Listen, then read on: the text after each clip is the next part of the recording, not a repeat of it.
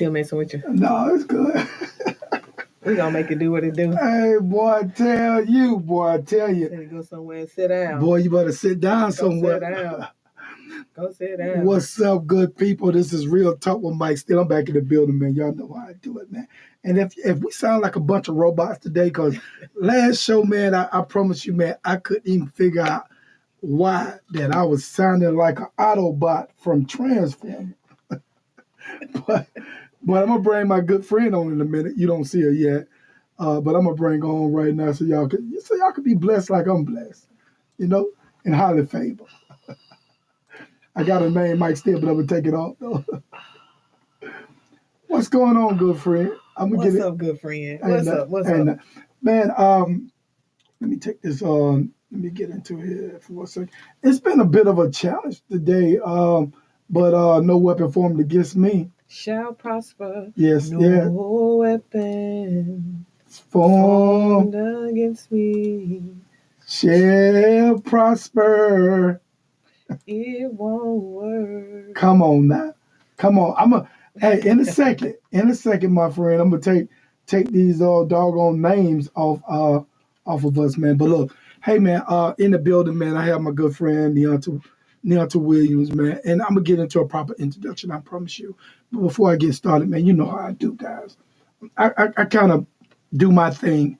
And I had on before, but I'm gonna ask her again. But I'm gonna ask her because every day is a new day.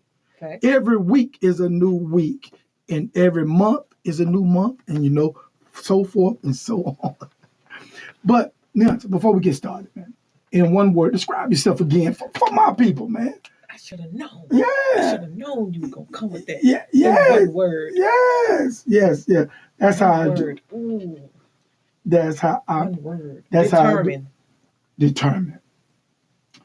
Man, I guess that's well, I like that because in this day and time and what you're going through, determined to get it done. Yeah, that's it. Determined to get it done, man. That's it. I like that. Well, guys, let me give just a brief introduction. My friend Neonta is a proud graduate of Miles College Social Work Department, which I also attended myself.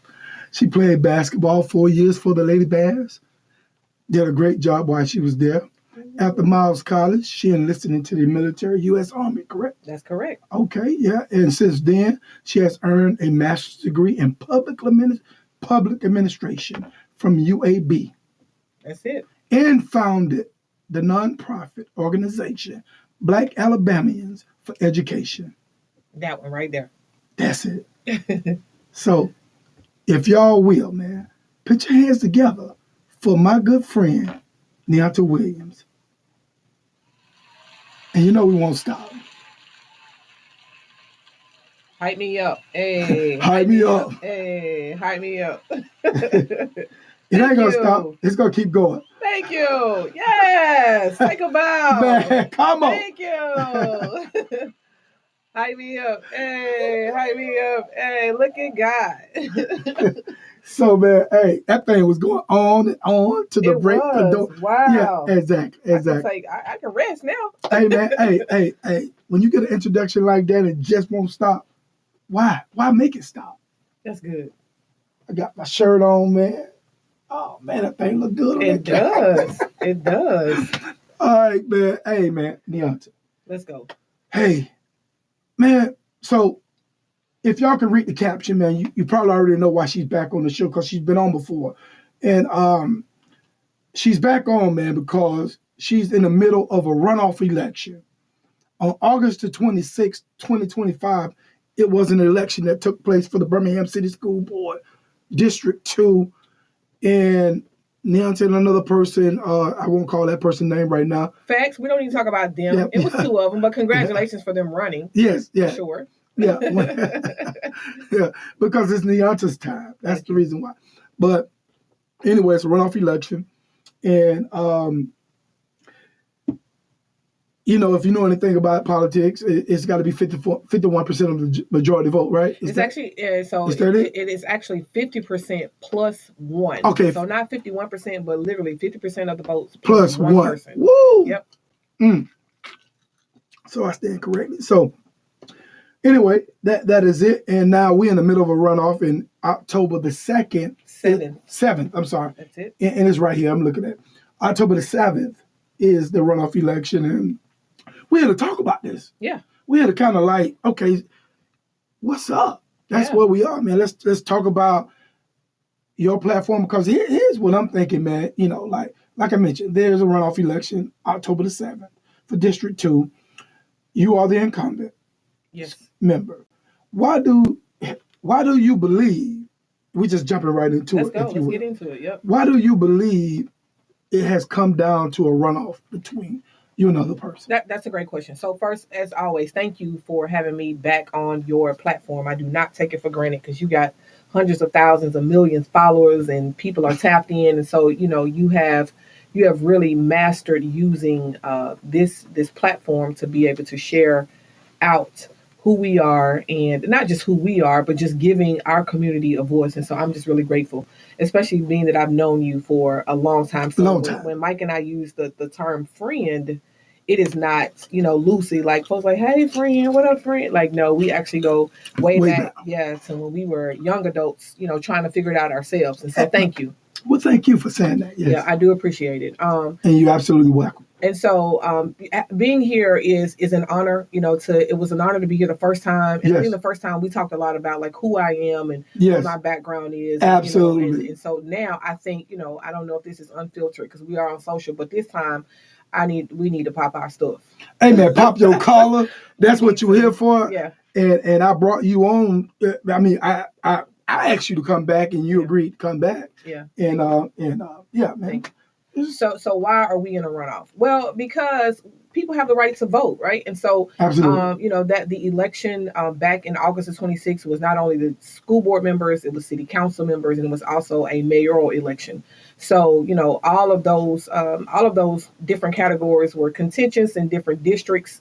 And it was a lot of hype around getting voters out to the polls to vote. But the reality is, in 2021, we had about 26% of voters to turn out. And in 2025, we only had about 22% of voters to turn out. And so that being said, I feel like I'm talking with a lisp, even though I know I'm not. Do I sound like that? Well, go ahead. I'm looking for that now. Okay, because it sounds like that to me. And I'm like, I don't have a lisp now, and I don't have anything wrong with people who speak with a lisp. But I can take one on tonight if I need to, just make sure I, as my mom would say, enunciate my words. Yeah. So there were 3 of us in on the ballot for District 2 in the school board seat. And so we are here because the person who led in votes, in terms of numerical votes, did not receive that 50% plus 1. And so I was the runner-up, and so I earned the opportunity with just 11 votes higher than the third opponent on the ballot.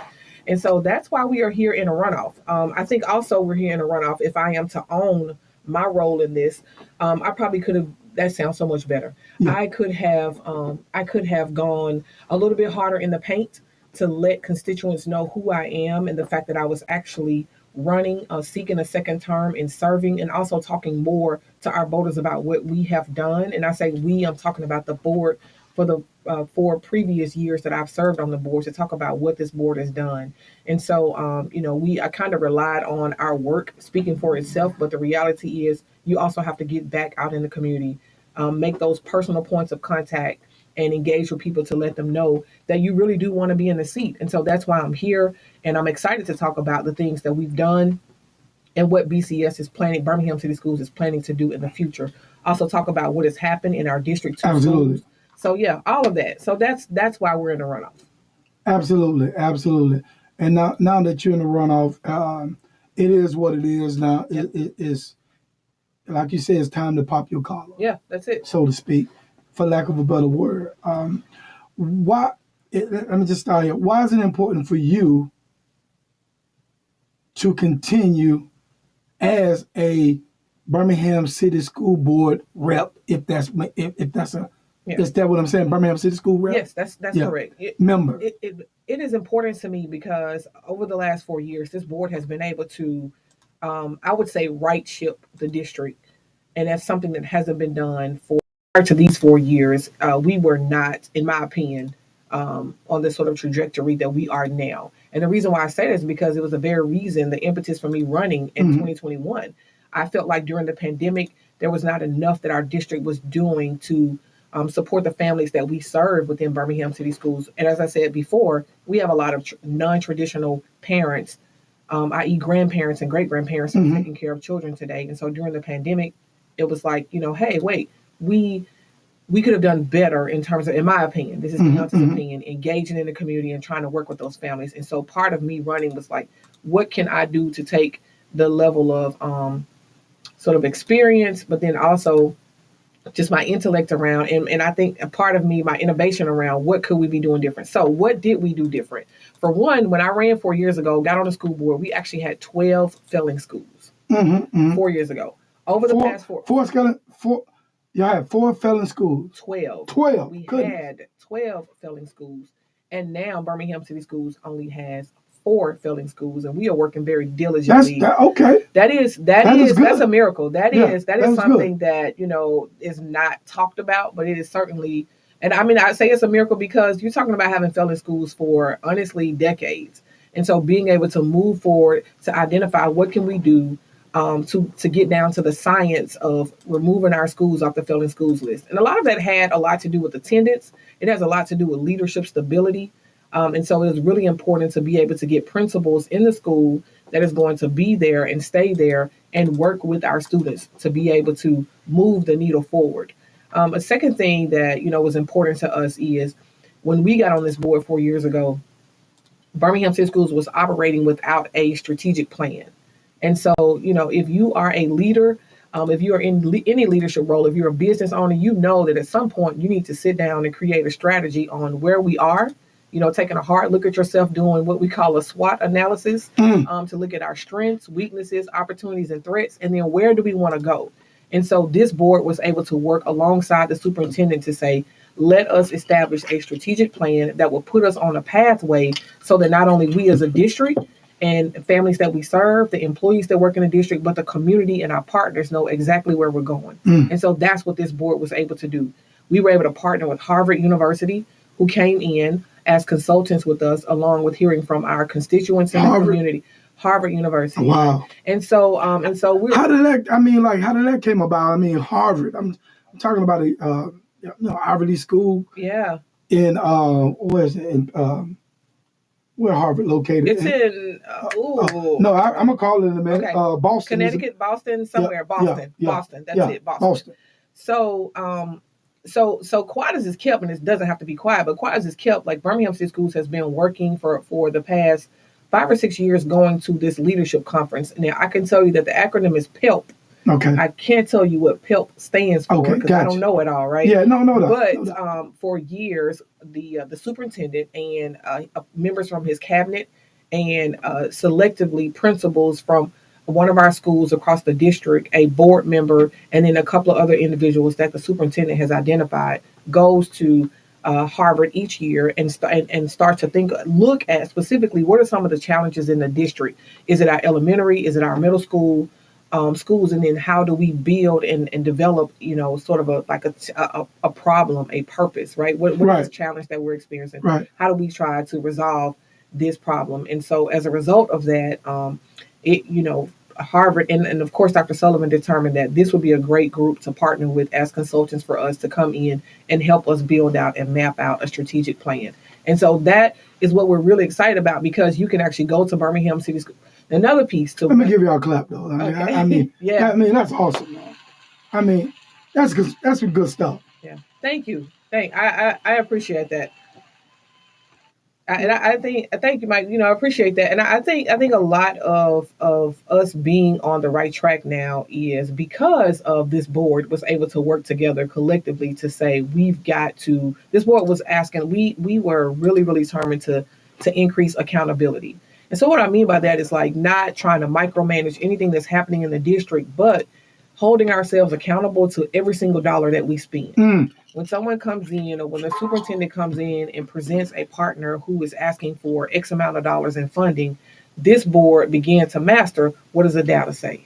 if you are a returning partner, what was the impact? What is the return on the investment? How did it impact the students? Yeah. Is this something that we need to be reinvesting in, or is this something we need to revisit? Is this something that we should be taking across the entire district? Right. Or is this something that we should be working in certain communities? So y'all got some real good checks and balances in place. We did. Yeah. And that wasn't in place, from a collective standpoint. Okay. I am, and this is a Neonce's opinion. I do not think that was in place, right? Because I don't want to say that, there wasn't, the board prior to us wasn't doing some of those things, but I can tell you that this board began to collectively work together on that. And as a result, we're able to see what happened. We saw our second and third graders reading and math scores increase. And so that's going to be one of my questions. Go ahead, though. Well, let me just not, I don't want to steal from you, going into those questions, but I think just kind of going back to your, trying to answer your second question, it was really important for us to be able to build out a strategy and something that can be, transparent. That was the other thing. Like, we need to be transparent with the public. We have partners and we have vendors, but nothing is done in isolation.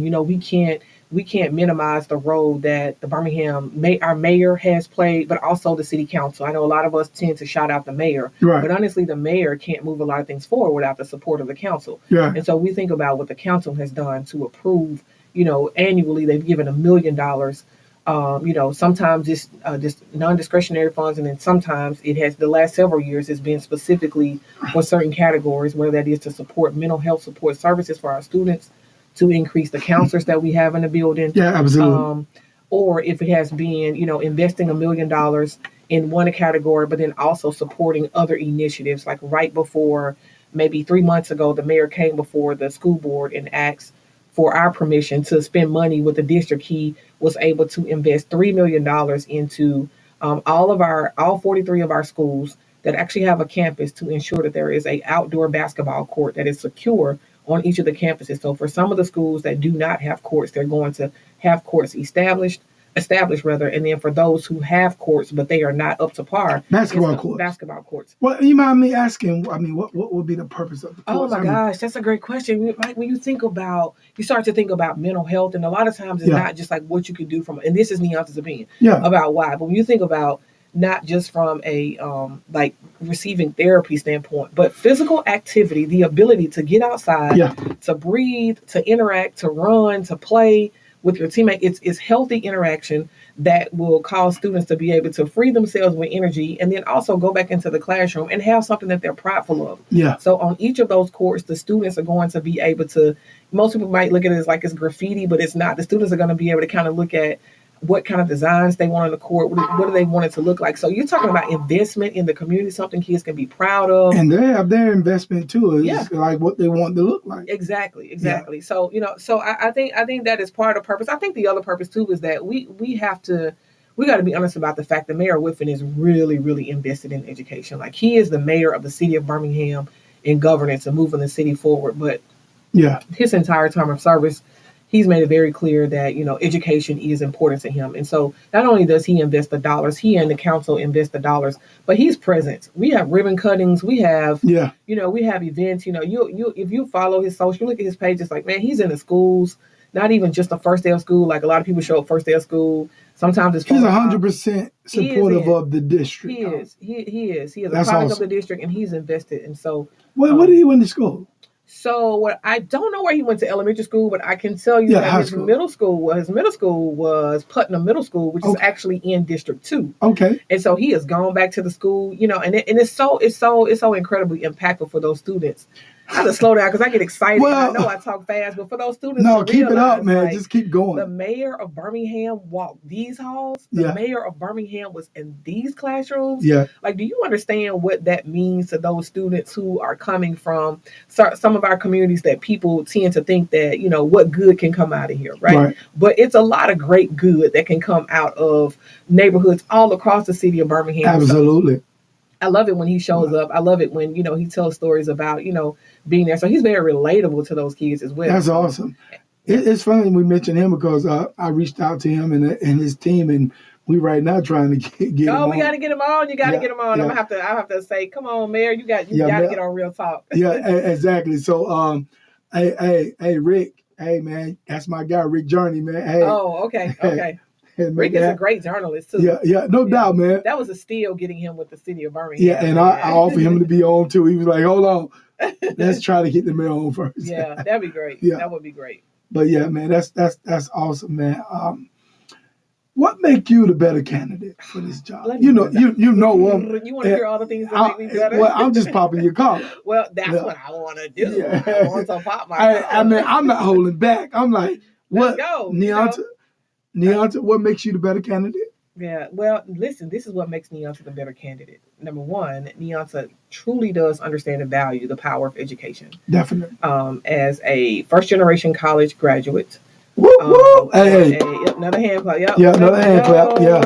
Right. Yeah, first generation. First generation. You mentioned that last time on the show, too, and that was a big deal. It's important to know because it's a big deal. Man, people look at you and they think that, oh man, you got it together, or they see you in certain places and think that, you've always had it like this. Absolutely not, man. I'm not saying I got it out the mud because that wasn't the case. I was just determined. Well, man, you were determined and you still are determined. And that was your word for today is determined. Yep. But here's the thing, and I'm not trying to steal your thunder, but it's so many of us are first-time college graduates. Yes, yeah. And that just says a lot about it just says a lot about some of the families, man. Yeah. Some of our families and how we were constructed or how we are constructed and where we are now and what they expect from people like you and I. Yeah. That is so true. There was a bar. There was a bar that was set. I can tell you, I said one day I was gonna, I'm gonna write a book for sure. Man, come on, hold on definitely, now. Yeah, it was. There you go. I am going because you have to. Yeah, and I think I need to too. Yeah, I absolutely agree. I definitely think you need to write a book as well. But I'm definitely gonna write a book. But if I don't think I've ever said this. I probably have never said it out loud or said. Well, you sound like the president because she said, "Mike, I don't think I ever said this on, but I'm gonna say it on your show." Go ahead. Yeah. So y'all see this? I get people. Go ahead. So like understanding what a first generation college graduate means to me.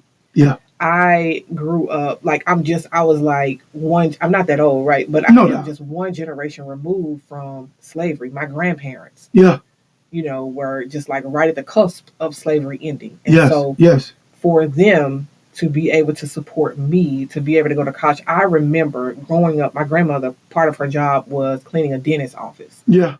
And it was a privilege to be able to go with her to clean the dentist's office. But not only did she clean the dentist's office, she also cleaned the homes of that dentist and his parents and their siblings. Wow. And so, and I mean, this is in the 80s where I am, which feels like yesterday. But I was going and with my granny to clean their homes. So I'm dusting and I'm folding clothes. And of course, we weren't in the African American homes, right? So, just being fully transparent. But I'm able to be around through that. Well, my granny probably didn't. Maybe she realized I didn't realize that she was putting me in proximity to what greatness could look like. But I also watched how my granny worked really hard to clean someone else's home, to help raise someone else's children. Absolutely. And so now here it is. Wow. She was able to, get me, and not her alone, but just my entire family, but understand the value of an education. I remember being at school at Miles, coming home on the weekends and Miles College. And if you remember those big glass milk jugs that the milkman was. Oh man, a lot of people don't remember them, but I remember those. My granny she had those and they were full of change, full of coins. And so I remember after Sunday dinners when my brother was getting ready to bring me back to school here to Birmingham, sitting in the middle of my granny's living room floor, and she would give each of us myself and two of my female cousins, girl cousins, the $10 quarter rolls. Oh yeah, the quarters in the rolls. Yeah. And we would have to sit there and roll up. I think it was they were gold rolls. It had like a little orange, orange, maybe like a burnt orange. Burnt orange. That's it. She would give those to us to sit there and we could count out $30. So she would send me back to Miles College with $30 of quarters that we would roll up, and sometimes I used it in the dorm to wash my clothes. Yeah. Sometimes I use it for whatever, to eat or whatever the case may be. So when you're talking about people taking what they have, and I know today there are a lot of parents and grandparents that are doing the same thing. Again, we're talking about a runoff. I've been out here for the last 3 weeks, knocking on doors, making phone calls. I encountered just this week Miss Haslam. And by the grace of God, when I am reelected and we have our swearing in ceremony, Miss Haslam is 85 years old. She lives in District 2. And she came to her door with so much energy. Like, you couldn't tell me she was 60 years old. Oh my God. And she was into it. She went in the house and she got her frame. She still had her receipt for paying $3 to vote in 1964. Come on now. And she, just when you're talking about having these conversations with someone who their entire, their early years, their former years of their life, they were on the battlefield for us to be, for this girl to be able to be on the ballot. In 2025. Yes. And so I would never take this kind of work lightly. So when you talk about what qualifies me, and what makes you the better candidate? What makes me the better candidate, man? Like, it's because, like, I know who I'm representing. Like, I'm representing not only children who are in school today, but I'm representing Miss Haslam. Yeah. And so, just a side note, when I am sworn in, when you see Miss Haslam on stage with me, because I asked her if she would come and take the stage with me, I'm already lining up because I believe victory's on the other side. I've asked my nieces and nephews, like, I want you all to hold the Bible. Miss Haslam, I want you present because it's because of you that my name could even be on the ballot. And so, just what makes me the better candidate. Like, so I serve the community in that way. I've also served my country as a United States Army veteran. I raised my hand and I swore to protect and serve in foreign and domestic situations. Yeah. And let me tell you, once you swear in to serve this country, it's not, even though your time of service may be up, your contract may be up, or you may retire, that never leaves your heart of serving this country. Hey, man, how could it, man? And, man, big ups to you, man, because I've known you for a while. And I remember when you went into the military.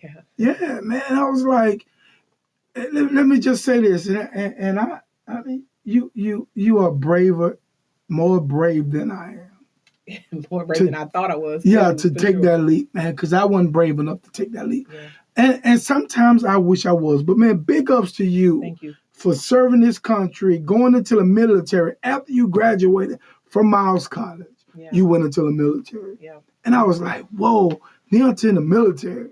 Yeah. Big ups, man. Yeah, it's, thank you. I do appreciate that. And along with myself and everybody else who has raised their hand to swear, who is sworn in to serve and protect this country. Absolutely. Because, Mike, freedom ain't free, it's like, it's just not. And so, so that's another part of my qualifications. And in my life, I have been blessed to do a bunch of cool things, like really, really cool things. Like, even the fact that now, like, one of the things I do that's fun to me is I referee women's college basketball. Hey, you know what? I was going to mention that in the bio, but I don't think people know, like that about you. Well, some people know. But a lot of people that may be listening from Real Talk with Mike Steele that may want to hear a little bit about Neonta. Because I don't think we talked that much about it last time. I don't think we did either. I don't think we talked a whole lot about it. But you are a referee. Just a quick piece of that, please. Come on, Ms. Rev, blow the whistle. Blow the whistle. That's why our season's getting ready to start. Man, it is one of the coolest things to do because I started officiating because I was really concerned about, like, who we're going to be having good quality officials that can be the integrity in the game. Yes. When I played ball, I felt like we didn't have the best of best referees. And so I always wanted to be a good official who called by the rules, but who also understood the balance of dealing with a student athlete. Absolutely. Sometimes you can be a shooter, you can have a bad night, like the ball won't go in the hole, and then you become a stink person on the court. Somebody got to pull you to the side and be like, "What you doing? What's up? Come on now, you got to get in the game." You do that sometimes, all the time. I can't say what I really say. I may catch a player that's just like I described, having an off night. I'll pull them to the side. Somebody else may be shooting a free throw. I'm like, "Hey, 10, come here. Let me holler at you for a minute." Like, they looking at me with an attitude. "What, Miss Ralph?" I'm like, "Look, they told me you could shoot, man. I ain't seen nothing tonight. What's up?" They look at me like, "Really, Ralph?" Okay, so they may go down the court, shoot a layup or something, get a jump shot, come back down the court looking at me like, I told you. I'm like, okay, let's see what you got. I'm already knowing that the whole purpose is like, come on, getting together. Everybody have ups and downs. Yeah, play a good game. Just play a competitive game. That's what play you ball. Yeah. Just play ball. But that whole that's awesome. It is. Thank you. Awesome. I appreciate that. But that whole connecting to officiating is really what deepened my concern about K-12 education. Because when I first started officiating, I was seeing these great athletes in high school. And when I first got on the collegiate level, I was doing Division III, Division II, and JUCO and NAIA, where the academic requirements are not the same for Division I. Yes. But I kept seeing them at the Y. I was seeing them in Homewood playing ball. I see them at the Rec. I see them in church leagues. Like, what up? What's up, Miss Ref? I'm like, where you going to school? Oh, Miss Ref, I couldn't make that ACT score that I needed. And so when I started to take a deeper dive into what was happening on the data end, that's where I learned, like, wait a minute. This was the one thing that afforded me the opportunity to get to college, to get to that bridge that can get me over. Yeah. So you're telling me that these athletes are not, this isn't happening for them today. Yeah. And so that's where I wanted to sort of get into like this K-12 advocacy space to say, wait a minute, what's going on? And that was like 15, almost 20 years ago. And from that kind of opened your eyes. And it opened it up to everything because and again, tonight I'm here to pop my stuff. So, because I want people to know what qualifies me for this position. Yeah. But also, not only what qualifies me, but like, what is the real, like my real passion behind this. And so, there was a period of time for about between the 3 to 6 year window where I actually worked with an organization that had me going into the prisons, working with the incarcerated population. And at one point, for about 3.5 years, I worked as a substance and alcohol abuse counselor with the Alabama State Department of Corrections. And so when you see young people, in a prison, in a cell, or in a situation where they are trapped by their physical being, they're trapped by their mind, they're trapped by all these different things, is like, wait a minute, what is going on? And so what I learned is that, and what I've continued to understand is that if we can just get our people educated with information, not just K-12 information, but just information to help us get to the other side of something that can help you make a different decision, then you'll be in a better position to be the best that God has called him and ordained people to be. And so, it's like all of those experiences for me is like, I have to be in this advocacy role. Whether I'm at the table serving as a school board member or not, I'm grateful. Very much grateful to serve. And of course I want to continue to serve, but the reality is that, you got to do this without a title. It doesn't, I just happen to have a title, but at the end of the day, I'm Neonta. I'm still Nene from Miles College that came, no dress shoes. All I had was tennis shoes, and Miles is a private institution. So, we had chapel, which meant we went to church. Oh, boy. And I remember before my mom left, she had to go and buy me some dress shoes because I didn't have any. And then, of course, when I graduated, I had one pair of tennis shoes and a whole bunch of dress shoes. So that's exactly what the college experience should have been. And I'm grateful that I had that. It grew me, it matured me. It gave me the courage. It gave me stamina in my back. Yeah. It put a battery in my back to get out here and do what I needed to do for the community. So absolutely. Now, when we talk about the grand scheme, no, Deontay, girl, give it, pop your collar. It's a lot, man. Come on. Much. It's so much. No. And this is why we're here, though. Yeah. This is exactly why we're here. We got August the 26th. October the 7th. Yeah. I'm sorry. That's okay. October the 7th. We have a runoff election, guys. Birmingham, listen to me. October the 7th. We have a runoff election. You got to get out to the polls and vote, man. That is your responsibility to get out there and vote for the best person for the job. And Neonta right now believes that I am. She is. I am. And I believe she is too. Thank you. I appreciate it. Yeah. I am though. I definitely, I don't believe I know she is. Yeah. I am. Yeah. So get out and vote, man. Do your thing, man. Make sure you get out there and vote. Next to the next question, because this is like something that I want to know, because I'm a transplant, guys. I'm from Florida, freshly back 5 years, and I'm getting my feet wet. That's all I can tell you. I'm in here. I'm getting my feet wet, and I'm loving what I'm hearing from a lot of different people. Some of my friends, a lot of my friends are in key places, though. Mm-hmm. Let me just say that. A lot of my friends are in key places in the Birmingham area. Mm-hmm. So, but if you look at the Birmingham City School District, what are some needs? If you had to break it down, the top 3 needs, what do you consider the top 3 needs for the Birmingham City? Needs. Yeah. And if you don't have 3, you don't have 3. But what are some needs that the district has? We need more teachers. Okay. We need more certified teachers. Okay. We also need we need more bus drivers. Believe it or not, we need more bus drivers, and we need more intentional parental engagement and involvement. Parental. Yeah, we need more of that. Yeah, we definitely need more of that. So let me talk about, if I can, you can. Of the 3, more teachers, more certified teachers. So certified doesn't always mean qualified, right? Because I got you. Yeah, I understand. I do understand that, but there's a high level of success that is associated with our teachers that are certified, because I'm glad you said that too. Yeah, because there is a certain pedagogy, a certain way that teachers have been trained to teach students to learn. Mm-hmm. So you think about our kids, kindergarten through 2nd grade, you're learning to read. 3rd grade, for the rest of our lives, we're reading to learn. Mm-hmm. And it is in 3rd grade when those standardized exams begin to assess what you've actually learned. Mm-hmm. And so if our students haven't learned how to read, then you definitely cannot assess what they've learned. Mm-hmm. So if they can't read, you cannot obsess. Yeah. I mean, assess. I'm sorry, not obsess. Yeah. Assess. Yeah, what they which really means, learn. Yeah. You can't evaluate. That's we what can't, when we start to take the standardized exams, you can, let's be clear, you can assess them, but what you're going to find out is that they haven't. Exactly. And what I mean by learned is, I mean the comprehension piece too. I know what you mean. Yeah. But I'm glad you.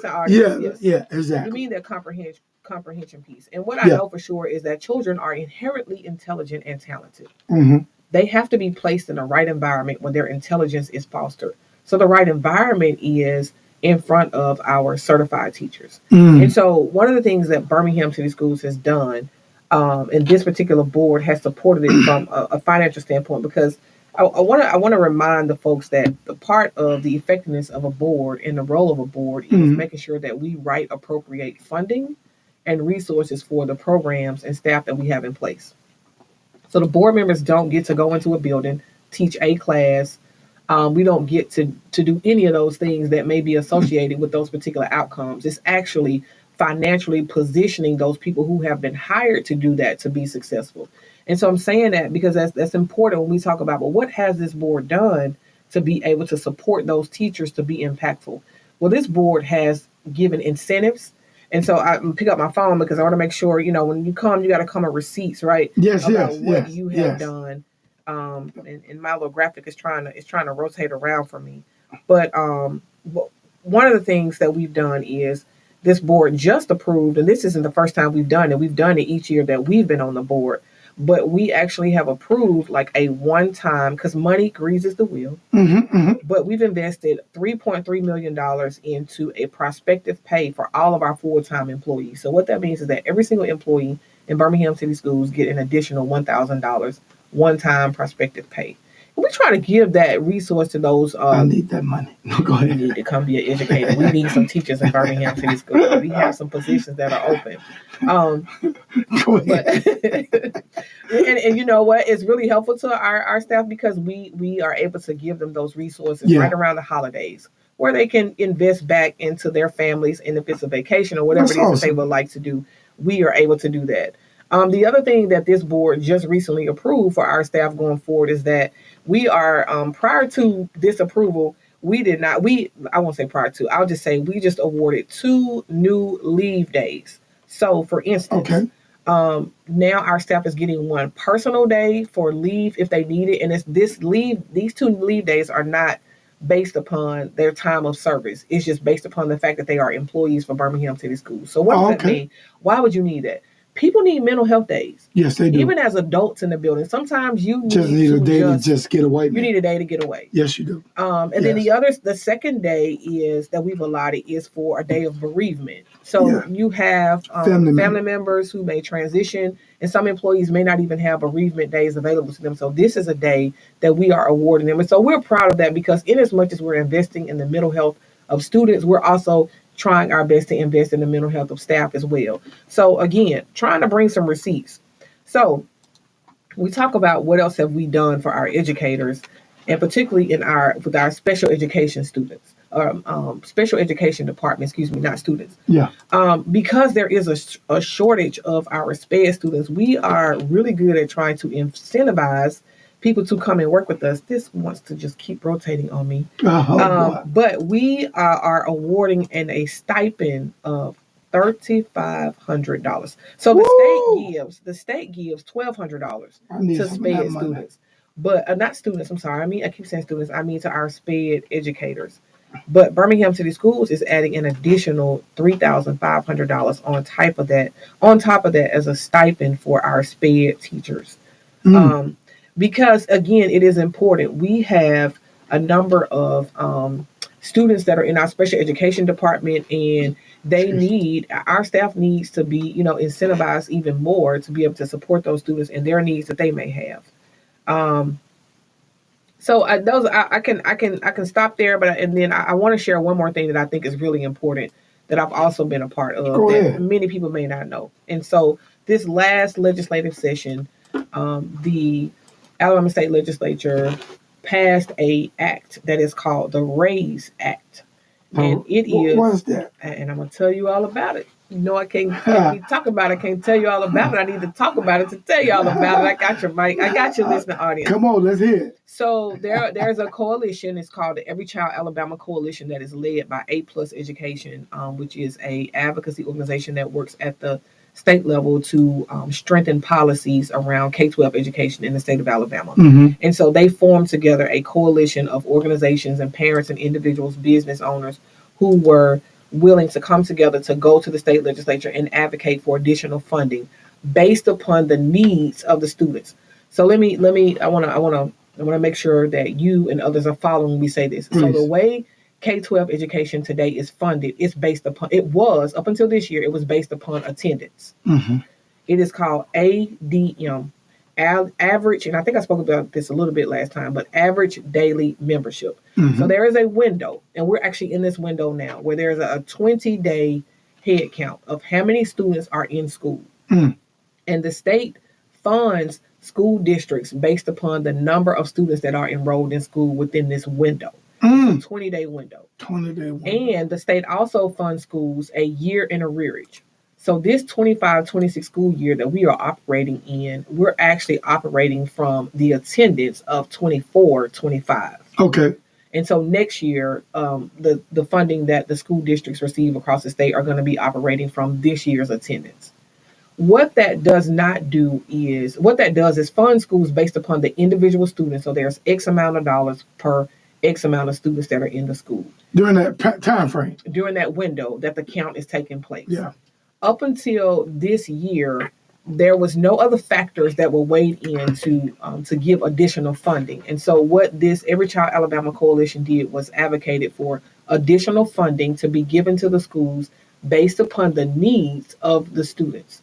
So those needs weigh from poverty, from social emotional learning, that people may have, from the gifted, so students who are gifted. And so there is a percentage weight that is given additional to each student based upon those categories.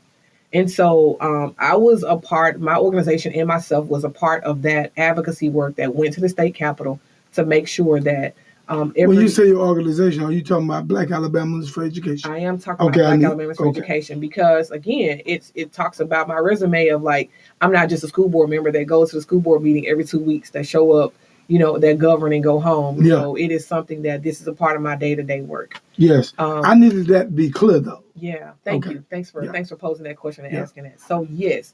So what the state legislature decided to do was give additional funding based upon the varying weights for every single need that the child has. So, for instance, I'm glad you said for instance. Go ahead. okay. Yes. So for instance, if a child is coming from a household that is poverty, like low income, yes, and majority of our students that we serve in Birmingham City Schools come from low income working class. Absolutely. And so there is a percentage rate. I want to say it's 2% per student increase that the district received as a result of those children. And so to fast forward all of that, this year alone with the RAISE Act giving additional funding to, and it's not just Birmingham City Schools, it's all schools across the district. The goal is that it becomes fully funded, but the legislature decided to do a hybrid model where they're doing a little bit at a time. Okay. Well, this little bit at a time got Birmingham City Schools an additional $5.8 million. Wow. Amazing. Wow. So this and so go ahead. No, that's a lot. That's a lot. It is a lot. And I was going to say with this $5.8 million, what we then are able to do is take this money and actually allocate it in the areas where our students have the needs based upon where the funding came from. So now that takes me back to our, because I want to, again. So I see how you connecting these dots, but go ahead. I'm trying to connect the dots. Yeah. So what this was able to do is we were able to take $157,000. Okay. And award stipends to our special education teachers. The money that I talked about, we were going to increase. So we're able to put stipends in there for those teachers that are going to be in the SPED department because we're serving a population of students that are SPED. So now, Mike, we can go out and get more qualified, more certified individuals to work. And with even your background in mental health, how important it is to have certified individuals in front of our students. Certified, yes. Where we were. Nothing against uncertified, but we're talking about but it matters. Certified, but it does matter. And where we were having to outsource those services, we are now able to do them within the district. In-house. That's awesome. That's a game changer. That is a game changer. Being able to take care of the people you have. And then also what we're able to do out of this funding is we're able to award $6,000 for speech pathologists. We have 6 speech pathologists that work in the district. So we're talking about $1,000 per speech pathologist. So, and I don't want to make it sound like, BCS is just giving money away. No, that is not the case. What we're trying to do is take care of our people. And put incentives in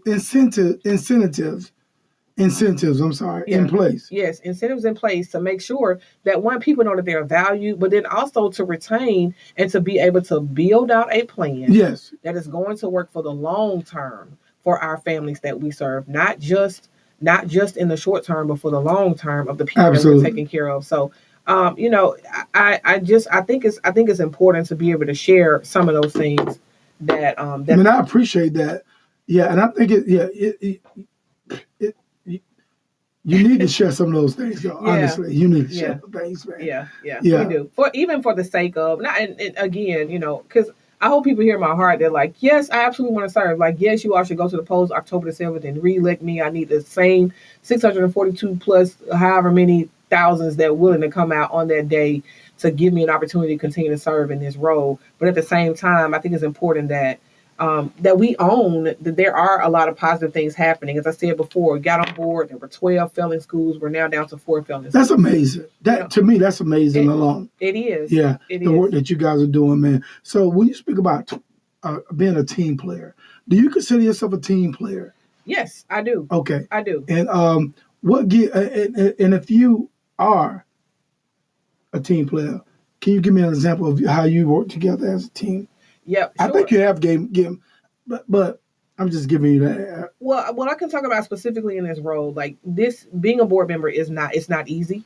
Yes, you have to make difficult decisions. You make unpopular decisions, and as much as I'm a team player, I'm also not a person I'm not a yes person. Yeah, like I'm not going to say yes to everything. I am going to ask questions. If you attend a board meeting, you watch virtually, like Neon's just asking another question. Yes, I'm asking questions because I want to know that whatever we're doing, however we're investing, that it comes back to the bottom line of that the students are being positively impacted by what we are doing. So when we talk about, some examples of being a team player. Before you answer that question, though, when you ask these questions, the questions come to mind. Do you think of, do you put yourself in like, well, I want to say put yourself in a position, but do you think about your parents and what they may be thinking when questions come across. And sometimes these questions or these these questions can be like real big questions, so to speak. Do you simplify these things and simplify them so maybe as if you talking to me as a baby or a 7-year-old? You know what I'm trying to say? Because in these meetings, man, some of these meetings, not saying that these parents don't understand, and I'm not trying to talk about somebody's intelligence level, but in politics, man, it could be these big old grandiose questions, man, and sometimes they can throw a parent off. People that's listening, do you simplify these questions and make sure these parents understand these questions? I do. I definitely do. And that's probably why I talk so much. And also, why I do ask those questions, because I believe that you have to try to, we have to give this like it's sheep food. Like you gotta put it so low to the ground that people can pick it up, that they can chew on it and they can understand exactly, what it is. And so that's why for me it's important to stay connected to the community. Because you don't want to get so high in your governance role that you forget the people that you're governing for and some of the decisions that we make that have an impact on them. And so, yes, I do. I want to hear the opinions of the community and our parents, because when we are making decisions, I think probably one of the largest things that's a contention for us is the school calendar. When it comes time to build out that school calendar, we do our best to try to get, parents, the community, our educators to give feedback on when school should start, when it should not start. I hear positive things, I hear negative things like, oh, you all are in school too long, or, this doesn't make sense or that doesn't make sense. And so sometimes our parents' opinions have helped us persuaded us to, or encouraged us or guided us in some of the policies that we put in place and some of the things that we do to try to help those families.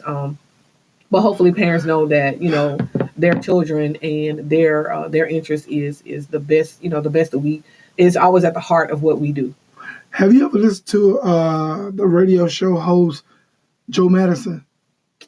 From time to time, it's been a long time since I listened to Joe Madison. Yeah, he passed away a couple not too long ago. Yeah, prostate cancer, man. And when you was speaking, you got to keep it low. He always used to say a term, put it where the ghost can get it. Yeah, he sure does. He sure did, rather. He sure did say that all the time. Yeah, put it where the ghost can get it. I mean, make sure it's simple, make sure it's understandable. Yeah. And that was his way of saying that. Make sure it's, people understand it. And it got to be these big old fancy words and extravagant words, but put it where the ghost can get it. Simplify, make sure that people understand as much as you can. And I think one of your roles in many other representatives for, the district, simplifying these things for the parents and make sure the parents understand. Mm-hmm. Yeah. But it's important. The last thing you want to do is have people that you represent feel like you're not representing them or that their voices are not being heard. And so, again, you do want things to make sense. And a lot of times, Mike, it's not the fancy words, but it is explaining to parents why we do certain things that we do. For instance, like we have intercession. And so intercession is an opportunity. In fact, it's actually been supported by the state. And a state representative, Garrett, who is actually from the Trussville area, is also given some of his funding to support the intercession that Birmingham City Schools is doing. But it's a model that is done whereby during the times that typically, the kids are out of school for fall break or some kind of break, during this period, we have 3 of them, and it's a week window period, and it's designed to really have those students who may be falling behind academically or need a little bit more support to actually come to school to get those kinds of supports. We've also started to model where we're using our intercessions for our partners to come in. Some people who, some programs and some entities who may have some extracurricular activities that they do. I think about like Valton Johnson. He has a film camp that he does. Where he brings in some of the actors and actresses who work with Tyler Perry. That's awesome. It is. It's really awesome. And I hate to just call him out because there are a lot of other partners that we have. Yeah, but that's significant, though. But as an example of, during that intercession period, people are able to come in. And so a lot of times people don't understand, well, I thought intercession was for not for certain groups of people. And the reality is it's for all of the students. Absolutely. And so, we think about that, like parents don't understand, what is ACAP? What's up with all this ACAP testing? What's iReady? What is all these things? And so these are systems that, we have in place to be able to help our students be able to read and grow and stay on grade level or exceed the grade level that they're on. We have talk like level 1, 2, 3, and 4. It's like, well, what does all of that mean? And so, That's really, funny to that you your mentioned point. that, though. No, you mentioned that because like earlier you was talking about reading scores and all. You was getting ready to kind of touch on that. Mhm. But a question that I have on that is, what is your plan or the district plan, and more importantly, your plan to improve reading scores in early literacy Yeah. and expansion Yeah. So, if reelected, Thank you. Good question. Yeah. So my plan is to continue to enforce the plan that we have in place through our strategic plan. What we were able to do over the last not just 2 years, but 3 years, because back in, oh my gosh, it's gonna make me quote a year. I think it was 2019. The Alabama Literacy Act was written and passed. And this was the bill that essentially says students that are, by the time a student is in the third grade, they must be before they are promoted to the fourth grade, they must be on the third grade level in reading. And if they're not, then those students have to be retained. Oh. And so there was so then the pandemic happened. The bill passed in 19, the pandemic happened. And so there was a delay in the implementation of this bill. It was pushed back for about 5 years before it was officially implemented. Mm-hmm. So in that 6th year, it was implemented. And so we had a number of students that were potentially up to be held back and retained. And so I just have to shout out the city of Birmingham, because Birmingham came together. The mayor's office came together. City council came together. Division of Youth Services came together. Birmingham City Schools. We partnered with the likes of United Way, who hired college students to come in and tutor our students on a day-to-day basis. So United Way did that. United Way, and also again Birmingham City Schools. There were financial incentives behind it. Yeah. And then there were businesses in the community that opened up their doors to let people come in and read. And all we were trying to do was increase with a reading initiative. Just read to students for 15 minutes a day, or have those students read to you 15 minutes a day. And then the next year we went a lot deeper and went into, we've got to have tier 2 volunteers, which means they understand the pedagogy of reading. So we really went after like our retired educators, or people who were willing to become not necessarily certified teachers, but certified in understanding, how to teach children how to properly enunciate a word. Okay. And how to, the phonics of reading. Basically. Yeah. Yes. So went a lot deeper. And what we were able to see is that Birmingham City Schools ended up getting nationally recognized as one of the top districts in the country for the amount of growth we had post-pandemic. Now, our scores are not where we need to be. Like, I know I'm talking about all the great things we've done, and it is. But still room for improvement. But there's definitely room for improvement. And so I want to be clear about that. So my goal is that we have some learning gaps in our middle school students. Okay. So my goal and my voice at this table has been, and will continue to be, the same practices that we put in place for our elementary school students to be able to close those gaps and grow them. We need to do the same things with our middle school students. No need to, try to do anything differently. If we have a plan and it's working, we need to work the plan.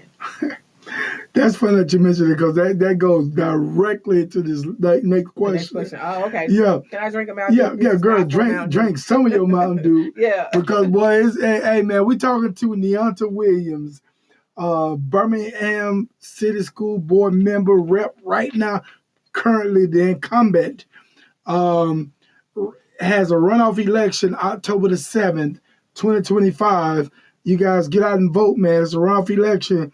If you want someone of her pedigree to continue in representing the Birmingham City Schools District, School Board District 2, y'all need to get out and vote, man, because it's very important to have someone that really understands the kids, understand the mission, and someone that connects well, someone that's already in the seat, if you will. Get out and vote, man, because if you're looking for someone of her pedigree, get on out and vote. That's all I can say, man. That's good. Yeah, and to piggyback or to transition to that question, man, because you're right. It's funny that I written this question in this order, because it just tied, what you were speaking about ties right into the next question. How do you plan to ensure that all school districts I mean, all schools in District 2. I'm not talking about the rest, but I like to see abroad all the districts. I mean, come together. But Yeah, sure. how do you ensure that all the schools in District 2 are receiving equal or the same resources? Yeah. Which means services may consist of after-school programs, equipment, medical treatment, mental health. So I mean, whatever there is, how can you ensure that one school versus another school are getting the same thing, or can you do that? Yeah, that's a great question. And you know what? The success to your question is the B part when you said, "Can you do that?" So here's how I feel about. First of all, equity is important. Yeah. Meaning that every school has access to the resources that they need. It doesn't mean for me in District 2, just my way of thinking, that they get the exact same thing. Okay. Because every single school does not need the exact same thing. So we have Absolutely. 3 schools in District 2, WJ Christian, I see where Mitchell Middle School, which is in Eastlake, and then you have Putnam Middle School, which is in the Crestwood South area. And so all those come from different areas. So our WJ Christian is kindergarten through 8th grade. So our kindergarten through 5th grade students are neighborhood children. Okay. They come from a neighborhood. The middle school portion of WJ Christian is 6th through 8th grade, and it is actually a specialty school, which means students had to test. It is a magnet school. So they had to test to actually get into that school. So some of the needs that our middle school students at WJ Christian have will not be the same needs that our students at Putnam Middle School will need, or that I see where Mitchell will need. So what I do is try to advocate to make sure that whatever those needs are of each of those principals and those families that they're serving, that their voices are heard from the board level. We're really blessed to have incredible leaders in those schools. They've been there, they're stable, they've been there, they have a vision, they've moved the school forward. But that doesn't change like what the advocacy looks like and what the equitable portion of what they look like. So, for example, 4 years ago, got elected, went and sat down and met with each of the principals and said, you know, what would you like to do? What is your goal? Where do you see us going in the next year, the next 3-4 years? Mr. Lumsey, a phenomenal principal over at WJ Christian, said, shout out to Alabama State. He's an Alabama State alum. A member of Omega Psi Phi. Let's go. Blue Phi. Go ahead. So what he said was, I want my school to be STEM certified nationally, which is science, technology, engineering, and math. Yeah. He was able to accomplish that. Was able to advocate for them, make sure that the supports were in place to ensure. And of course, again, my role is the advocacy piece. I don't get to get in there and do anything in particular. I'm not teaching class, not doing any of that. But it is to support the interests of that particular principal and his leaders. And so that happened. And I see where Miss Riley, Wanda Riley, I call her Dr. Riley because to me, all of them operate as a doctor. But, Miss Riley has been really incredible for I see where she actually was the middle school. She was the assistant principal at Woodlawn High School. And then our principal was Dr. Ramika Davis. And so there was a flip. So Dr. Davis became the principal at Woodlawn and Miss Riley became the principal at I See Where. And what was great about her presence is that she already knew the families that we were going to be serving because Woodlawn High School is the feeder pattern for the middle school of I See Middle. And so I see where Mitchell Middle. But, you know, what she's been able to do is establish a culture of excellence in that building. I can tell you that if you go by that school on the first day of school or any day of school, there is learning taking place. There is structure in there. She has a staff. She's been able to hire. I talked about these certified teachers. She's been able to bring in more certified teachers to be able to teach the students, again, with the type of pedagogy that they need. The students have been able to participate in extracurricular activities. They have an award-winning, nationally recognized cheerleader program over there. Wow. That basketball program is great. And so, and a football team is great. So, you know, you're talking about. They're doing their thing over there. They are doing their thing over there, which leads to, you know, them eventually being in Woodlawn High School and bringing home more championships.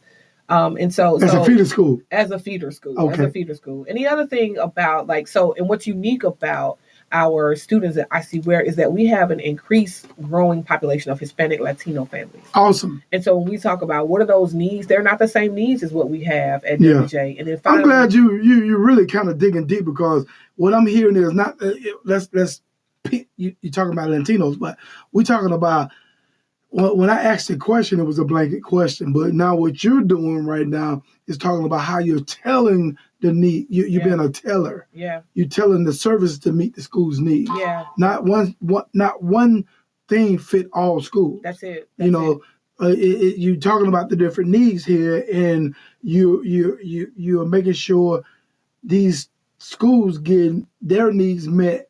What may be good for this school may not be good for the next school. Exactly. So you're telling the service to meet the school's needs. Exactly. Yeah. But understanding that there are needs and resources are needed at each one of our schools, and so we want to make sure that if one school has a program, then certainly if that is a program that fits the needs of those children, absolutely, they need to have access to it. And then like the last one I talk about is Dr. Ham. He's also a Miley, and he is a Dr. Ham. He is a doctor.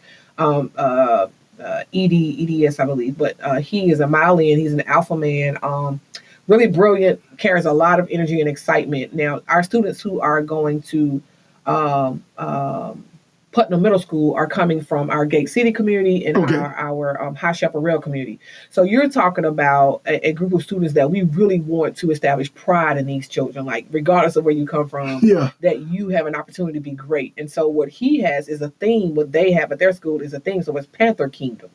And it's related to the movie Black Panther. So each grade level represents a different kingdom. And so these students, they operate in pride. He lets them know exactly where they're performing academically. They set their own goals. And his team is there, like it's solid. It's just a great. You just have to witness it. It's a lot of invested people. It is. So again, when you talk about when you ask the question about the equity piece, like absolutely, all of our students deserve the same access to the same resources and opportunity. But then you got to personalize it. So I'll just end with saying that I have always felt like you have individualized education plans, IEPs that they will put students on. When they have specific needs. I think every school needs an IEP. Okay. Because every school comes with its own set of unique needs and issues that exist. And so you got to be able to meet them where they are. Yeah, that's awesome. That's a great response. I mean, it's the truth, though. I know I sound like a politician. No. Hey, but actually, you have to have a good understanding of what that means and what that is, though. Yeah. You can sound like a politician. It doesn't really sound like a politician to me. If you're honest, it sounds like me. I'm a mental health counselor. Yeah. I'm a social worker. So it sounds like when you assess a situation, after you assess the situation, the reason for an assessment is to find out the need. Mm-hmm. And after the assessment, then you tailor a plan to address these needs. Yeah. So to me, it's just saying that you have a good understanding of what needs to take place to make sure that these kids and make sure these schools are getting the things that they need, man. That's all. And if you don't have an understanding of that's just basic. That really is a basic concept, really. If you've been around and you've been employed in certain situations. Yeah. So, but it's great. I smile and I laugh because I like to hear that kind of stuff. Yeah. It makes me excited. Yeah. It gets me going. It gets my motor going.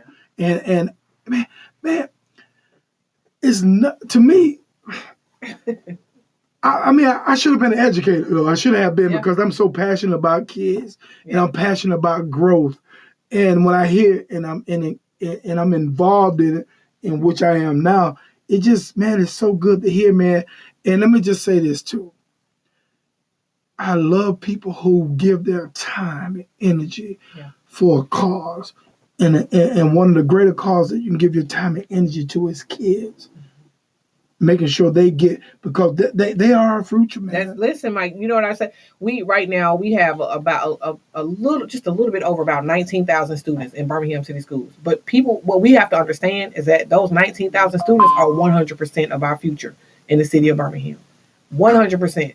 So we have to make the right investments. Yeah. We have to afford them the opportunity to know just how great and how amazing they are. Yeah. And so, and again, it just comes from, I think it comes from right leadership. Yeah. It comes from having that stability. And that's the other thing too, that I think is important to recognize, talking about leadership.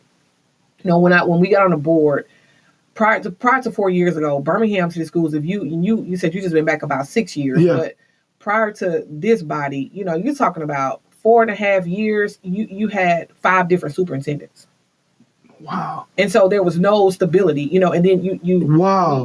We would get out of contracts. How long? We would extend, paying people out of contracts, still paying people in contracts now because of, and I'm not pooping on like former board members, but I'm saying that if you don't have good stability, if you don't have that kind of leadership in place that can bring about stability in the district, and that's one of the things that this board has been able to do. We were able to, we got on board, and Dr. Sullivan was the superintendent, and the board prior to us had just signed a contract with him because he came in as an interim. And so, we were able to do a 3-year contract with him. And just last year, last year, we actually extended his contract for 3 more years. And so you're talking about when you can bring that kind of stability, then you're able to put things in place. And that's the other thing that I think is that I'm proud of, even with our schools in District 2, that our principals have been there. It's kind of like, this is football season, and everybody is giving Alabama a really difficult time with the board. Like, where's Nick? Where's it? I'm telling everybody, and wow, you got to pump your brakes and just give it a minute. You got to give that leader a chance. His resume says, not only says, but his resume demonstrates that he has won championships every place that he's gone to. But he has to come in, and he's dealing with the same thing that Nick Saban left for. Right? Yeah. So you got to give him a chance to build and create a culture of expectation under his leadership. But once that's done, it's up from there or not. But you still have to give that leader an opportunity to establish themselves. And so once that happens, like, we're former athletes. Like, you can study, you can the X's and O's, run the plays. But I mean, execute. But when it's time to run the play, you can write the play out is what I'm saying. But when it's time to run the play, you got to execute. You got to execute. Now, here's where I may be a little ignorant. The board, do they appoint a superintendent, or do they vote one in? Or no, that's a good question. So we actually hire. They're not appointed. Okay, they hire. So they are. Is it hired upon agreement? It is. Okay, so this board has not had to experience a hiring a superintendent, but I have participated in the hiring a superintendent for Birmingham City Schools and other places. Like when I was in Nashville, there was a superintendent search, and so there are ways. Oh, you lived in Nashville, didn't you? I did. That's how I remember that. Go ahead. Yeah. So anyway, that you would typically a board would then invoke the State Department, the Alabama Association of School Board Members, whereby they would then put out a search. If you decided to use that firm, you could use an independent firm that would put out a search for superintendents. Yeah. The board would probably get together and talk about what they're looking for, the qualities that they're looking for. Right.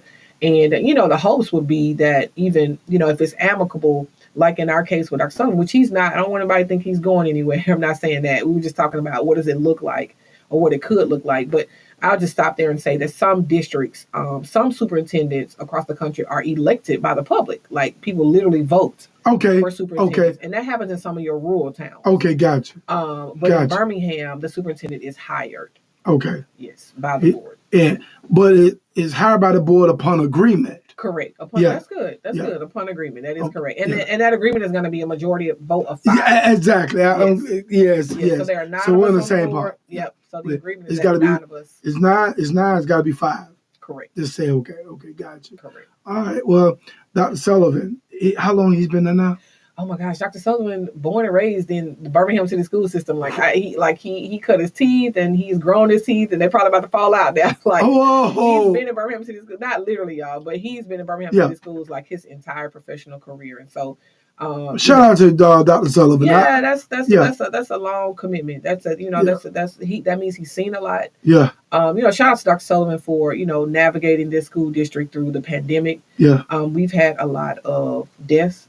In our student population, from violence or just health conditions or whatever. Yeah, man. It's if you ever talk, it'd be cool to have him on here just to talk about not that part, but just what has happened in the district. Then you have staff, and you have you got your own personal life. You have all these things that have an effect on you. But I just like to learn about him, which is that's my show. That's what I do anyway. So. That would be great. I have to make sure that afford him an opportunity to connect with you, because I think it would be good. He loves to tell the stories of Birmingham City Schools, recognizing the success starts here is what our hashtag is. BCS has been cool, man. If you watch some of the things that's happening, that's the other thing this board has been able to invest in. Elevating our athletes to a whole nother level. You start talking about athletic competitions. We had Parker High School who was on ESPN last year. Yeah, and travel and had a team. Yeah, that was a team that come. I think that was Florida, big. Georgia, somewhere. That was Georgia. Yeah, Georgia. That was huge. It was huge. I mean, it really was. I mean, shout out to Coach Frank over there at Parker High School, man. And I love athletics. Yes, the AD there. I love athletics, and I don't want to just kind of single out because we talking about Huffman High School basketball championships back to back. Absolutely. Make it to the state playoffs. You're talking about. You got Woodlawn High School. You've got, Woodlawn High School, the new stadium. We invested $6 million into this new stadium. Oh man, it's gorgeous over there too. I like it. So deserving for that community. Yeah, so, Woodlawn. I like it. These things have been done under this board's leadership. Yeah, man, big ups, man, big ups. Because I mean, I know we're talking to some people that may not be from Birmingham, but Woodlawn, it's not. It's in Woodlawn. Yeah. But I see the facilities, man. I passed by there and I was like, that's nice. Yeah. Our kids deserve it, man. They really do. Like, shout out to the coaches, like former, student athletes played on in the NC2A level. Some play professional football that are coming back and they're investing, through athletes in Birmingham. Like, that's what it takes, and we need. Yeah, big shout out to Ramsey. Yes, Ramsey, football championships. Again, and I just think all of this leads back to, like, leadership in the building, having solid people in the building who are making those investments. And so, we just had Miss Cheryl Stewart, who is, top-notch journalist, African-American journalist. She's been nationally recognized by the Black Journalists Association. Great accolades. It is. And she has really taken Birmingham City Schools to another level. I mean, you watch the Super Bowl, you caught a Birmingham City commercial during the Super Bowl. Like, how does that happen? Yeah, don't make it make sense. Go ahead. Well, you can do whatever you want to do with it, but just know that we're working. There's been great work, and so I'm happy to have been a part of that. But I really am looking forward for the opportunity to continue to serve. There are even greater things that that can and will happen in Birmingham City Schools, and so my colleagues and I, again, we don't always agree. You asked a question about us working together. What does that look like? From a team perspective, it is us coming together, making those difficult decisions. And being amicable with each other. Commitment is one of the things. Like board meetings happen at 5:30 in the evenings. I think the last board meeting that we left, not the last one, but the one prior to. And at any given time we meet, we pull out the parking deck 9:47, 9:53, 10 o'clock at night. Y'all been there getting, oh man. It's governance, man. But it's on YouTube though, right? It is being live streamed on YouTube, but it's about making the right decisions. Do y'all get a lot of parent engagement? We don't, not like we should. We do not. We have people come and show up when they are frustrated by maybe some of the challenges that are happening, and we welcome that. Come on in. In fact, one of my colleagues, James Sullivan, he was really when we first got on board, he was really adamant about the fact that we had public comments after we had made decisions on the things that we were going to be voting on. Yeah, moved to the front. And we moved it to the front. Moved it to the front. Like, well, let's hear, because again, we work for the public, so maybe something that someone says make us say, hold on, do we need to pull this item from the agenda? Yeah. Go into a special session and talk about some things, like what is it that we need to do? And so, how can y'all encourage more family and more parent involvement? Mike, I know that maybe that's a loaded question too. The only thing I can do is get closer to the mic, yeah, and tell parents, in the camera, look, show up. Listen, I heard Dr. Howard Fuller say to me years ago, if you're not at the table, you on the menu. Yeah. Oh man. Hey, bars. And it's true. Bars, that is. If you're not at the table, you're on the menu. Every time we come together, every time this board comes together to convene on the second and fourth Tuesday of every month. Second and fourth Tuesday of every month. At 5:30. At 5:30. Who do you think is on the menu? If you ain't there, you on the menu. Your children are always on the menu. The children. Every decision that we make is about the children. So I keep looking at your camera because no, look at that camera. We're making decisions about your children. Yeah. So guess what? You should be there. You should be there. Yeah. Why? And I get it. Parents, you may not always be able to be present, but your voice should be heard. We've created on the BCS website, like there are surveys there. There's a way to give your feedback. We've tried to shift the culture in customer service. How are we doing? Yeah. You know, are you calling the school and getting that mean secretary? Yeah. Let us know. Yeah. You know, do you feel like a child is, you know, unsafe? And let us know. Yeah. You know, so we can change what we're doing. You know, and I got a couple more questions before we end this. Okay. All right. I'm thinking like, and I'm thinking about you and how charismatic you are and how engaged you are. Man, I can see, and I'm not trying to put no more on your plate, but I can see you doing something like if the parents are there, you coming to the parents on the social media like this is what we talked about, A, B, and C. I'm just letting you know, you know. Yeah, maybe that's something that you can do in That's the past. true. Yeah. And you know what? I have done it a couple times, probably literally a couple times, probably not as much. I tell you what I do, not but do. Yeah. Yes, I have Go ahead. It's getting late, y'all. Yeah. I have a newsletter that I send out every month. Yeah. To constituents, like, you know, in the district. So I have a website people can go to, www.neonta4district2.com, and it's not because I'm campaigning, it's always there. You can also go to what's happening District 2 and get the same information. Yeah, but you can the information is out there. It is. It's out there. It's definitely out there. Yeah, and I think parents, man, you know, Neonta, you know, not only just Neonta, well, we're talking Neonta right now. Man, look, the information is there, but parents, we need to see parents go out there and just go and get that information and be a part of the district and be a part of your kids' education. Yeah. It's important, man. It's 2025, man. I remember we didn't have these opportunities to be a part of our kids' education. And you know, we need to take all the opportunities that we have in front of us to be a part of the kids, your son, your child, your daughter's education. It's important, man. You know, I credit my wife, man. She did such a great job with my kids. That's awesome. I wish I had the thing I could do in a round of applause, like. Yeah, she really did, man. And she's a knowing dog. She really is. But I understand. I really do, man, because she, you know, emailing, involved in from start to finish.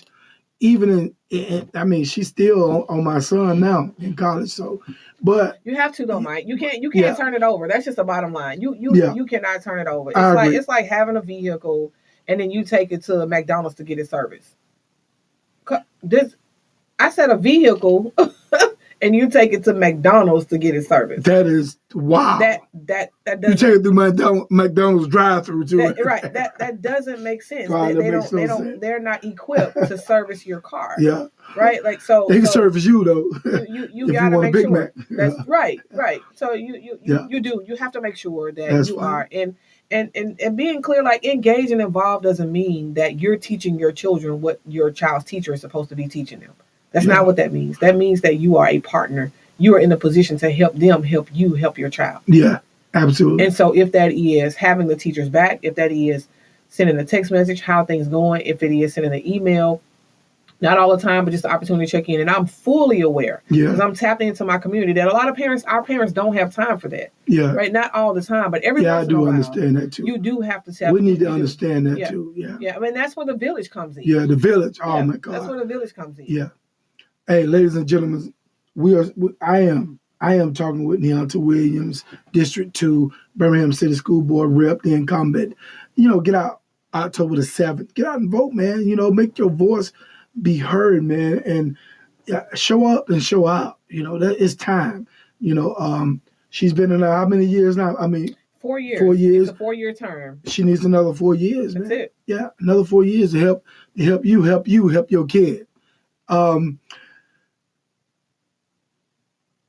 Let me get into I'm gonna have to bring this up because it's just important that I do. And I think you know what I'm gonna say, man. But in the past, you have been criticized for advocating for choice. You know. Will you talk about? You sound so somber. Keep your energy up. You sound so somber. Yeah, okay. It's okay. You know, I know this, but in the past, you've been criticized by some for talking about choice. Mm-hmm. Talk about that for a minute, and also will you define choice? Yeah. So let me start with the B part. So the defining choice. So the state of Alabama Yeah. In 2013, for the first time, passed a law that gave parents a choice in where their child could be educated. Mm-hmm. That choice in 2013 was associated with children that were zoned to or attending felon schools. Mm. That gave parents a choice to either take their child. Stop. Yes, sir. Say it again. I need you to say that again. In 2013 was the first time the state of Alabama implemented choice for families who had children who were zoned to and or attending a failing school. Okay. That choice gave zoned to and attending a felon school. Facts. That choice gave parents to have access to a scholarship that they could use to go to a school of their choice. Okay. That school could be another public school that is not failing, or it could be a private school. Okay. That was the first time Alabama implemented a school choice law in the state of Alabama, 2013. 2013. Since 2013, there are a number of school choice opportunities parents now have access to. Okay. In 2015, the Alabama School Choice and Student Opportunity Act passed, which is also known as charter school legislation. Okay. In 2017, 2019, Alabama passed a bill that allowed families to actually legally homeschool their children. Okay. 2019, if I'm not mistaken. Okay. And then just recently in 2024, we had the Choose Act passed, which is like parents could use their ESA, the Education Savings Account funding resources to be able to homeschool their children and have access to money to use for their children. So if a parent homeschooled prior to these laws passing, they were homeschooling out of their own pocket. They didn't get any support. But now the state has made dollars available to them. So I became, and I won't say I became, like a lot of people who are married to a traditional public school system has a problem with me or a challenge with me being a charter school supporter. Okay. I'm not a school choice advocate. I'm a parent choice advocate. Let me say the difference. A school choice advocate is someone who is married to a particular delivery system. Okay. Some people only like traditional public schools. Some people only like private schools. Some people only like charter schools. Some people only like a homeschool option. Some people now only like a micro school option. Some people are like, oh, I want the blended school option. And everything I just named is what our lawmakers in Montgomery, Alabama made available to all families in Alabama. Okay. So I support parents. I'm a parent choice advocate. I believe that as a parent, you should be informed about what the law has made available to you. And then based upon the learning style and needs of your children, you should go and access what choice works best for you.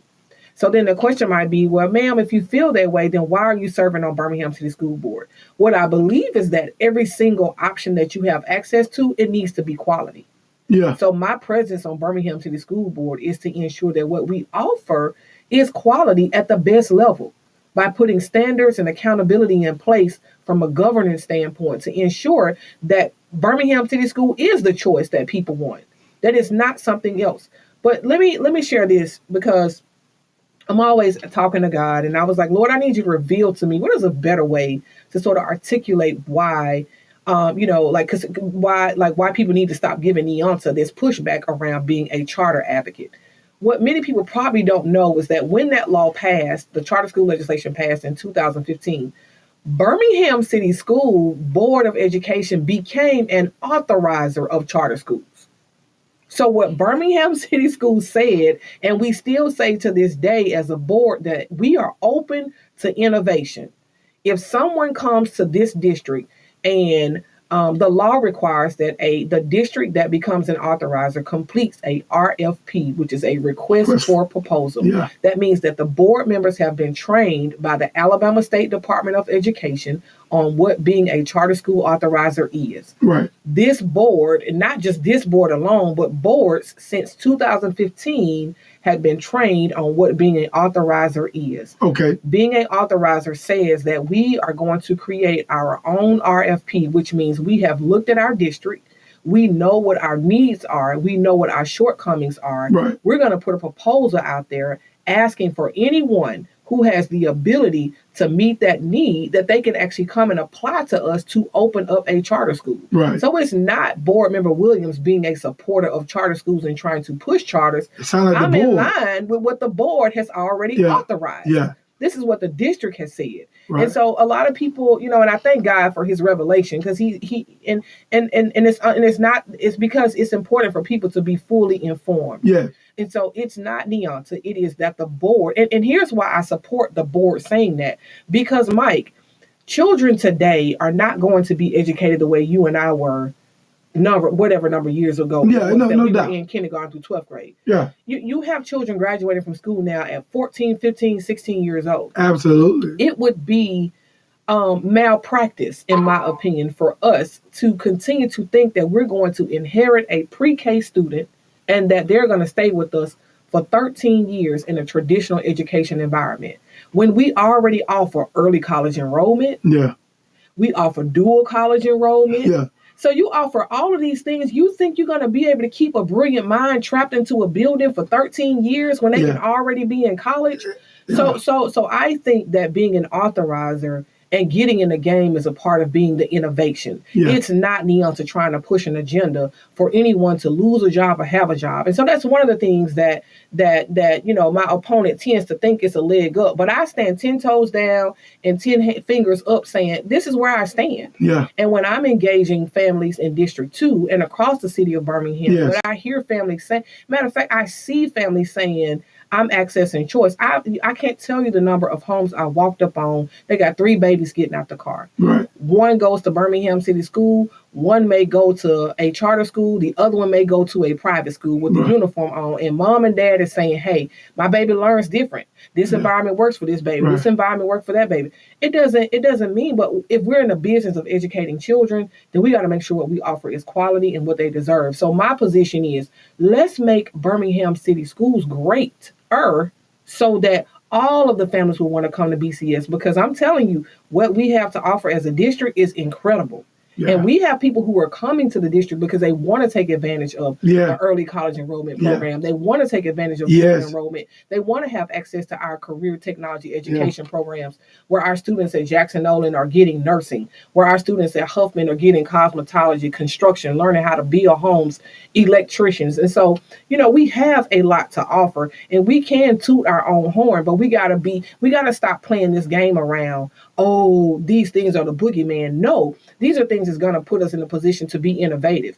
Because going back to our early conversation about what our mayor and our city council and our county commissioners are doing, they're bringing employers to Birmingham. We've got to build. I'm not trying to just build employees through our students, but I am trying to build students and support students being incredibly innovative and thoughtful. At the end of the day, my mantra is, I want our students to graduate not only college and career ready, but I want them to graduate and be prepared to be economically independent. And the way you become economically independent is using your own brilliance and intellect to get there. And that's what our children deserve. Absolutely. Not this rhetoric around the delivery system.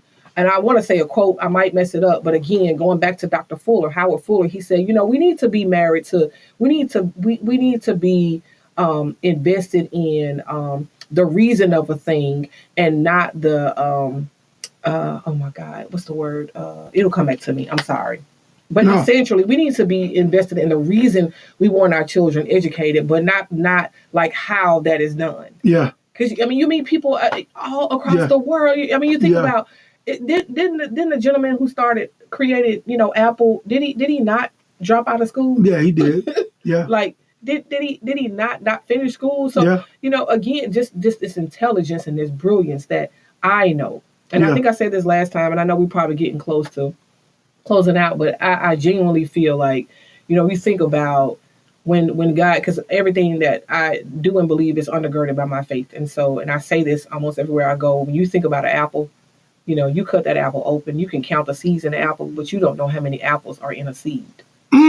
And yeah, so, you did say that before. Oh, that was deep too. And then the same analogy with a tree, right? Yeah. Like, you know, God didn't just create a tree to be in a forest to just create shade for no reason, right? To drop pine cones on it. Like, there's fruit that comes off trees. Yes. There's paper that comes from trees. There's pencil that comes from trees. The beds that we sleep in, the desk that you and I are both leaning in on now, it all came from trees. And so God has placed so many things inside of in us as his creation that you don't have to just do one thing. There are so many things. And so we owe it to our children. We owe it to them to put them in a position where that intelligence and that brilliance and that ingenuity and that interest and that innovation, like all of that can come out. And shame on us as adults who try to force somebody into one particular pathway. So that's my truth, and that's just how I feel about it. And I'm really appreciate grateful you asked that question. But I'm grateful that you clarified it and gave people some food for thought, man. I thought that you did a good job explaining that too. What do you see yourself in 5 years professionally? Ooh, that's good.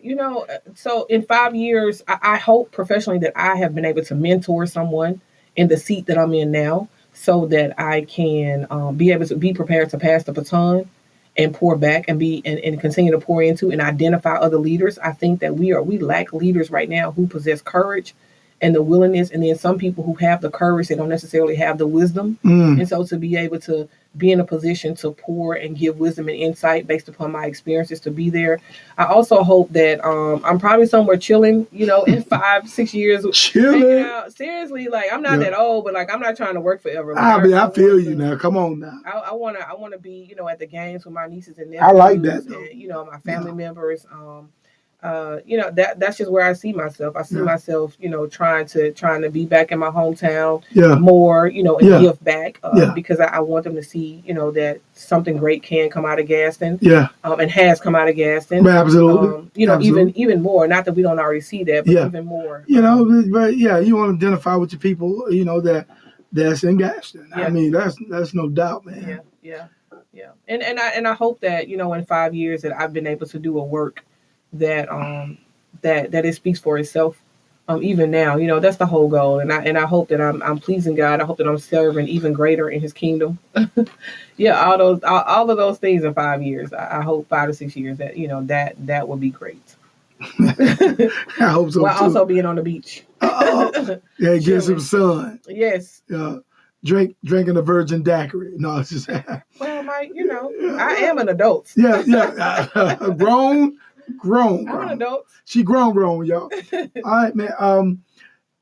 I want to get into some fun questions before we go. I ask them all the time. Okay. And it's just good for all of us to kind of relax a little bit because we had some intense conversation. Mm-hmm. So let me just jump right into them, man. What is your favorite meal?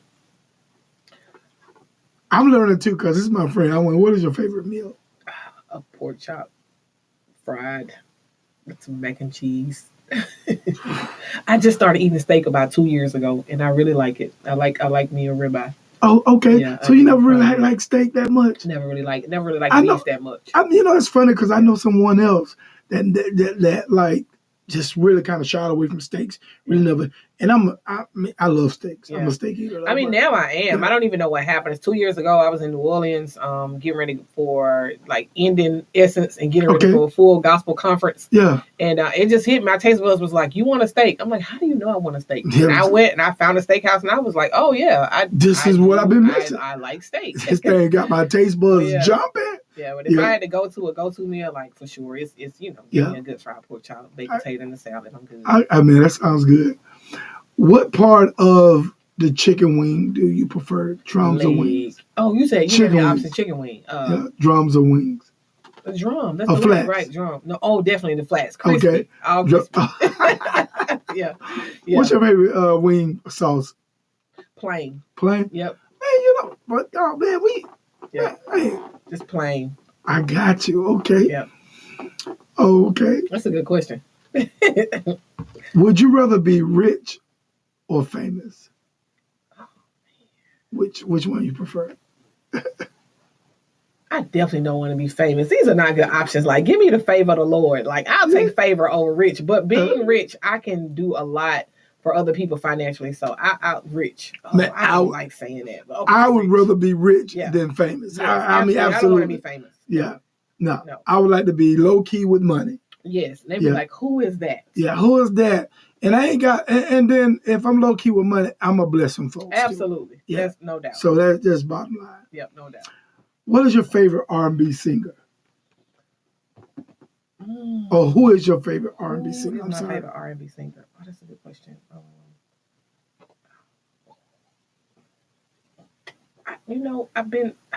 That's tough, Mike, because I love music, so it's hard to narrow down to one artist. But I'm a big fan of like Eric Roberson. Okay. Yeah. Yes. PJ Morton. You didn't ask me for two, but they're in that family. But I really like Eric Roberson. Gotcha. Yeah. Okay. Yeah. Now I want you to fill in the blank on this. It's the last one. Okay. I want you to fill in the blank. Your childhood crush is who? Oh. You're not getting me in trouble. You don't have to answer either. My daddy. Yeah, you can decline. My daddy. Oh my God! A childhood. That was a good one. No, I got an answer for you though. Yeah. Real talk. Go ahead. Michael Jackson. Like who in my era? Like we all thought I just knew Michael Jackson was gonna marry my mama. Man, nowhere near my mama. Like I want him to be my stepdaddy. Now my childhood crush is Janet Jackson. I knew you was probably gonna say that because that's our era, right? Yeah, that's our era. Yeah. Janet was like, man, I'm gonna get with Janet soon. Yeah. So you never know. I'm not saying that Mrs. Steele. I'm not saying that. Hey, Trina, you already know. We laugh and talk about it. Yeah, and you better quit looking at The Rock when he come on TV too. Oh, that's why you got the arms like that too. You trying to stay in the game. Yes. So hey, Neonta, I want to thank you for coming on, man. It's been a blessing to have you on. And for you to share your platform with me, and for you to talk about, man, the work that you're doing, man. If you will, give the listeners and the people that's following you and the people that's interested in what you're doing, let them know how to connect with you, please. Yeah, sure. Thank you, Mike. You definitely can find me, as I shared earlier, on my website, Neonta for District 2, and those are both numbers, a 4 and a 2. .com. That's also all of my social media handles. So whether you find me on X, Instagram, Facebook, and I'm even on Fanbase, which is an African American platform that is just like, I think we talked about this last time. It is just like Instagram, but it's Black owned, it's Black operated, really cool platform. But yes, that's where you can find me. Yeah, and tell people to get out and vote, man. Yeah. And tell them when and where. Y'all, with all the sincerity in my heart, if you do not live in District 2, but you know someone who lives in District 2, every vote counts. I'm in this runoff election because of 11 voters that I'm incredibly grateful for, but I also want to encourage you to get out on Tuesday, October the 7th, 2025. Polls open at 7 a.m. and the polls close at 7 p.m. What we didn't talk about, Mike, real quick, I want to shout out my neighborhoods, right? Because I want to make sure I say all the right neighborhoods. But District 2 is located on the eastern side of town, and it encompasses the 3 schools that we talked about, W.J. Christian, Putnam Middle School, and I C. Ware Mitchell Middle School. We have about 9 neighborhoods. That is Brown Springs, Crestline, Crestwood South, Eastwood, Overton, Roebuck Springs, South Roebuck, and South Eastlake. So we are as far as Huffman High School, all the way down to John Rogers Boulevard, which is where the dog tracks is, in the community across the street. And then we go all the way down Highway 280, believe it or not. And then we kind of circle back and come around, and we're next door to Mountain Brook. So lots of folks who live in District 2 and a really broad district. And so, if you can just encourage someone to turn out to vote, it is extremely important. That's it. It is my hope that you are voting for Neonta. I hope that you've heard something that says this young lady knows what she's doing and deserves an opportunity to continue to serve. And I appreciate it. Man, absolutely welcome, man. Y'all get out and vote, man. October the 7th. Get out, get in gear, man. Go vote. Vote for Neonta Williams. Vote for the best candidate, man. Make sure your voice is heard. You said the best candidate. Neonta. Yeah, no doubt, no doubt. And just, hey, man, continue to grow, man. And I respect what you're doing. And, man, I'm so proud of you. And I'm definitely proud of you and all the work that you've done. Like you mentioned earlier, that you remember when we was younger and we was all trying to figure this thing out. And look at us now, man. Just, we are our parents these days, and we raising a generation of young people to come behind us and do some of the great things. So, man, keep doing what you're doing, And guys, man, look, it's important that you know this. Either you are part of the problem and part of the solution. You got to ask yourself, which is it? And I would like for you to be part of the solution, man. Until next time, get your behind out and vote. October the 7th, get up and get out and vote, man. And I'll see you at the polls, man. Real Talk with Mike Steele. We're out of here. Next time, love, peace, hair grease. Peace.